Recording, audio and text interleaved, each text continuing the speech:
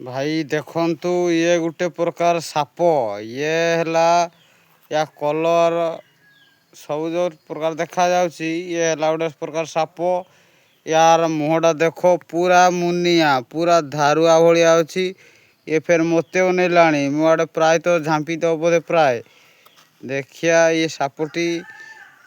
ये गुटे जातीय साप ये साप होउची प्राय तो ओडिशा देखा मिले ये साप बाहर तो कहीं मुझे देखी ना ये देखियो केते लंबा प्राय तो ये 5 फुट भलिया हबो